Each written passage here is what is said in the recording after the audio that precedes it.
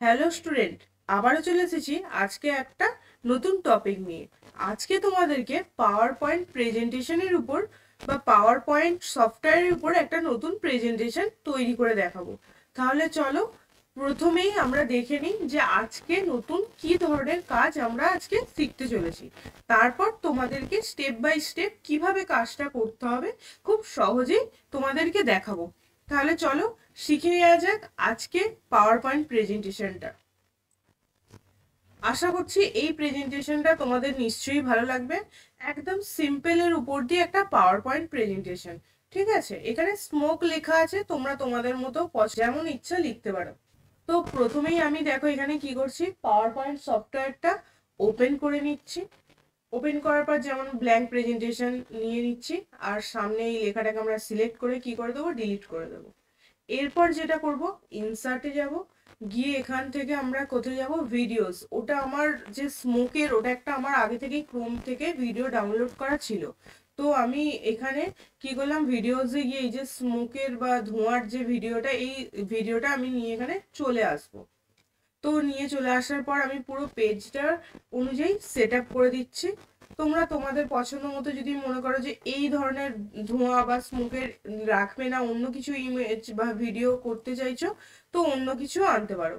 তো আমি এনে এখান থেকে ছোট করে দিলাম স্ক্রিনটাকে। এবার ইনসার্টে গেলাম, গিয়ে এখান থেকে কি করলাম, শেপস থেকে একটা রেক্ট্যাঙ্গেল শেপস নিয়ে চলে এসেছি। আর পেজ বরাবর পুরো পেজটাকে কভার করার জন্য পুরো একটা রেক্ট্যাঙ্গেল শেপস দিয়ে দিলাম। এরপর এটাকেও আমি কি করলাম দেখো, ব্ল্যাক কালার, আর আউটলাইনটাকে করে দেবো হচ্ছে নো আউটলাইন কালার। তো করে দিয়েছি। এরপর আমি এখান থেকে টেক্সট বক্সটা নিলাম। নেওয়ার পর আমি এখান থেকে, যেহেতু আমি স্মোক লেখাটা লিখেছি, লিখবো। তোমরা যদি মনে করো যে তোমরা অন্য কিছু লেখা লিখবে, আমি যেহেতু ধোঁয়ার ভিডিও এনেছি তাই জন্য এখানে স্মোক লিখছি। তোমরা যদি অন্য কোনো ধরনের ভিডিও আনো, সেই ধরনেরও টেক্সট এখানে লিখতে পারো। তো লিখে নিয়েছি। এরপর নর্মালি লেখার সাইজ বড় করা, লেখার কালারটাকে হোয়াইট করে দেয়া, লেখার ফ্রন্টটাকে চেঞ্জ করা, এগুলো তোমরা তোমাদের যেই ধরনের ফন্ট পছন্দ বা যেই ধরনের সাইজ নিতে চাইছো সেখানে সেইভাবে অ্যাডজাস্ট করবে। আমি এখানে নর্মালি স্মোক কথাটা লিখে দিয়েছি, হোয়াইট কালার করে দিয়েছি। এরপর আমি এখান থেকে একটু একটু করে সাইজটা বাড়ালে অনেকটা টাইম লাগবে, তাই জন্য আমি ডাইরেক্ট একটা সাইজ এখানে লিখে দিলাম। লিখে দেওয়ার পর এখান থেকে লেখার স্টাইলটাকেও কি করছি দেখো, চেঞ্জ করে নেব। তো আমি এখান থেকে লেখার স্টাইলটাকে এরিয়াল ব্ল্যাক করে দিলাম। এবার আমি কি করব, লেখাটাকে ঠিকঠাক পেজ ওয়াইজ সেট আপ করছি মিডিল করে। তো আমি আমার মতো করে একটু সেট আপ করে দিয়েছি। এরপর শেপস ফরম্যাটে যাব। এখান থেকে টেক্সট এফেক্টে গিয়ে রিফ্লেকশনে গেলাম। গিয়ে আমি এখান থেকে একটা রিফ্লেকশন অপশানটাকে চুজ করলাম। করার পর এখান থেকে কি করব দেখো, ট্রান্সপারেন্সিটাকে সামান্য আমি একটু একটু করেও বাড়িয়ে দিতে পারি, অথবা নিজের পছন্দ মতো, যেমন তোমরা যদি মনে করো আমি মাপটা জানি কিভাবে অ্যাডজাস্ট করব, করে দিতে পারি। তো এখান থেকে আমি আমার মতো করে সাইজ ছোট করে নিচ্ছি। তোমরা দেখতেই পাচ্ছ রিফ্লেকশনটা এখানে হালকা করে কিভাবে আমি করছি। আর ব্লাড, যেহেতু আমি একটুখানি ধোঁয়াশা টাইপের বা একটু করতে চাইছি, তাই আমি ব্লাডটা বাড়িয়ে দিলাম। আর ডিস্টেন্সটা অনেকটা ছিল, আমি সেটাকে ডিস্টেন্সটাকে একদম পুরোপুরি কমিয়ে দিয়ে একদম লেখার সাথে করে দিলাম। তো তোমরা যদি চাও রিফ্লেকশনটার পরিমাণটা তোমরা তোমাদের মতো করে দিয়ে দিতে পারো। আমি এখানে আমার মতো করে দিয়ে দিয়েছি। তো হয়ে গেছে এখানে আমার কাজটা। এরপর আমি কি করব, এরপর আমি টেক্সটটাকে সিলেক্ট করলাম, আর তার সাথে কি করব, কন্ট্রোল প্রেস করে টেক্সট আর যে রেক্ট্যাঙ্গেল শেপস দুটোকে একসাথে সিলেক্ট করলাম। এরপর আমি কোথায় যাব, এখান থেকে এরপর আমি শেপস ফরম্যাটে যাব, গিয়ে এখান থেকে মার্জ শেপসে গিয়ে কোথায় যাব, এখান থেকে কম্বাইনটাকে চুজ করলাম।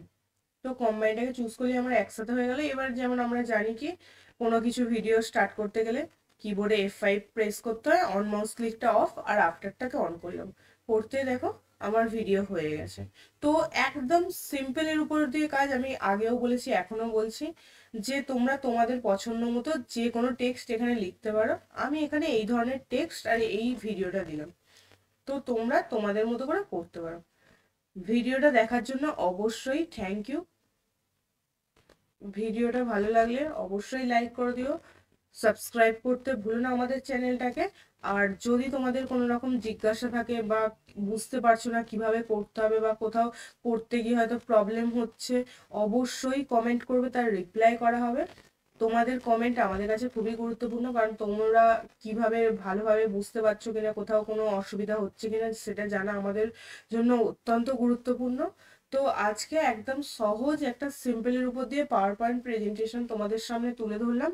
আবারও নেক্সট ক্লাসে অন্য কোনো সফটওয়্যার বা অন্য কোনো কাজের উপর দিয়ে আমরা নতুন কাজ স্টার্ট করব। তো আজকের মতো এতটুকুই ক্লাস, আবার দেখা হবে নেক্সট ক্লাসে।